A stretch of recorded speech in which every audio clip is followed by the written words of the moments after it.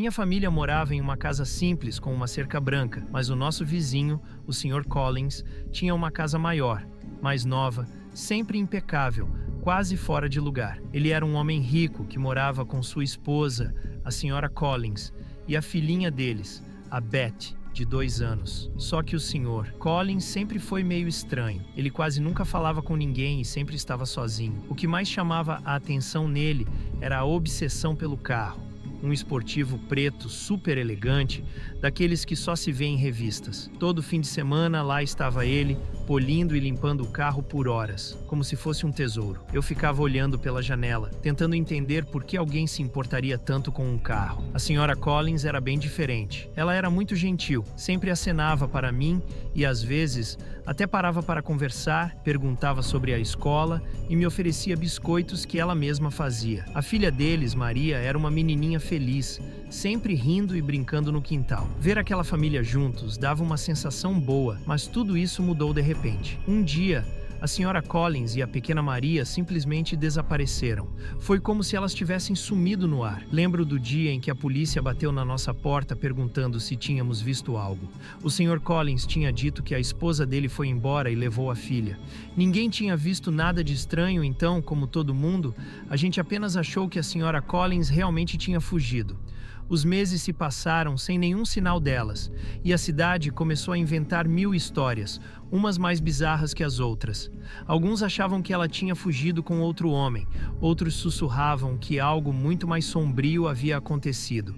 Eu tentava não pensar nisso, mas toda vez que via o Sr. Collins polindo o carro, sentia um arrepio. Um dia, algo muito estranho aconteceu. Meu pai estava na garagem consertando o carro quando percebeu que a porta da garagem do Sr. Collins estava um pouco aberta. Lá dentro, meio coberto de poeira, estava o Jeep branco da Sra. Collins. Se ela tivesse fugido, por que o carro ainda estava lá? Chamamos minha mãe e ficamos todos olhando, chocados. Dias depois, o Jeep desapareceu. Parecia que o Sr. Collins o tinha vendido. Depois disso, o Sr. Collins começou a agir de um jeito mais estranho ainda. Ele quase não saía de casa e, quando o fazia, parecia sempre nervoso, olhando por cima do ombro como se estivesse sendo vigiado. O carro que antes brilhava de tão limpo, agora estava sujo, e o quintal começou a ficar abandonado. Uma noite, ouvimos um barulho muito alto vindo da casa do Sr. Collins. Meu pai pegou uma lanterna e foi ver o que tinha acontecido. Quando ele bateu na porta, o Sr. Collins demorou para atender e, quando abriu, parecia doente,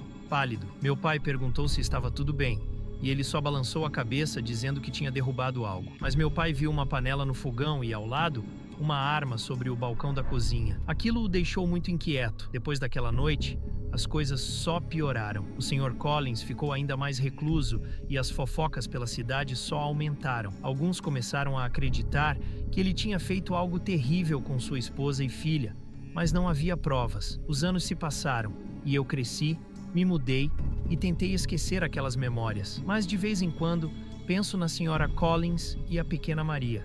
Me pergunto o que aconteceu com elas e se estão seguras.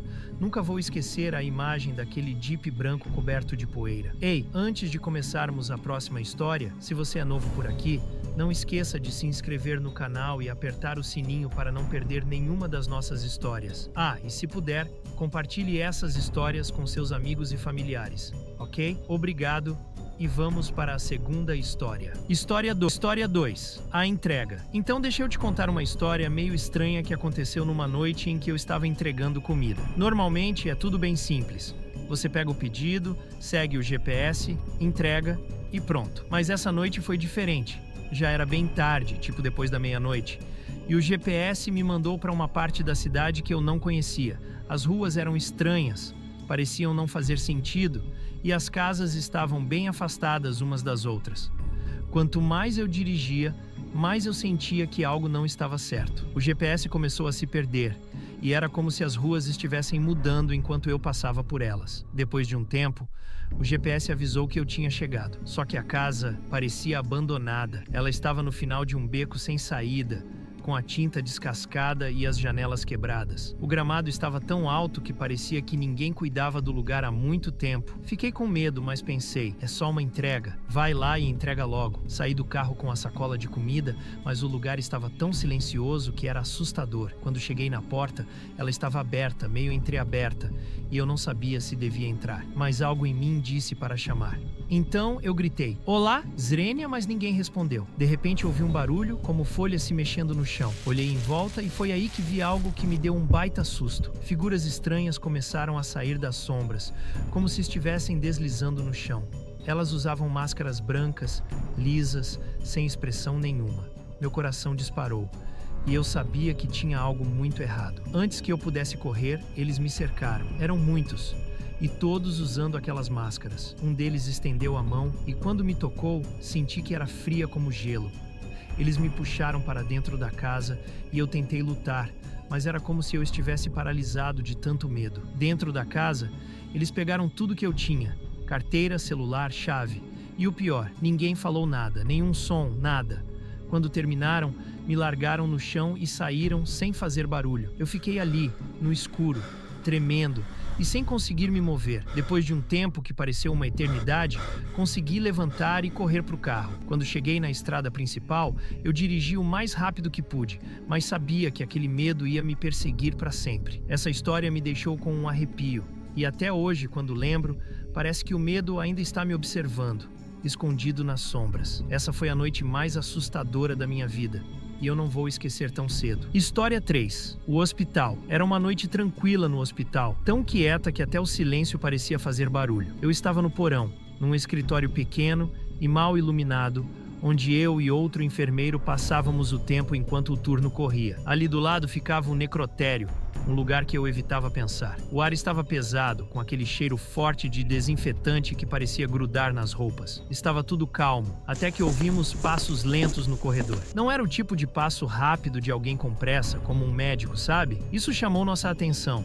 E logo vimos um homem passar pela porta. Ele olhou para nós de um jeito esquisito, meio assustador, mas continuou andando. Poucos minutos depois, ele voltou e parou na porta, nos olhando. Ele estava pálido, como se não tivesse dormido por dias, e suas roupas pareciam saídas de um filme antigo. Ele não combinava nada com o hospital. Então, ele perguntou com uma voz rouca: "Vocês têm acesso ao necrotério?" Eu e o outro enfermeiro nos olhamos. Talvez ele fosse alguém da funerária, o que não seria tão estranho, apesar da hora. Com cautela, respondi que sim, mas algo não estava certo. Ele continuava nos encarando e então soltou algo que me deixou arrepiado. "Eu te pago para me deixar entrar, só por 1 hora. Preciso ficar sozinho com os corpos." Eu olhei para o outro enfermeiro e a expressão dele era de puro desconforto. Quem, em sã consciência, diria algo assim? Isso não era normal, e meu instinto gritava que algo estava errado. Com firmeza, eu disse que não podíamos fazer isso, que era contra as regras do hospital. O rosto dele mudou, ficou mais sombrio, e eu pensei que ele ia discutir.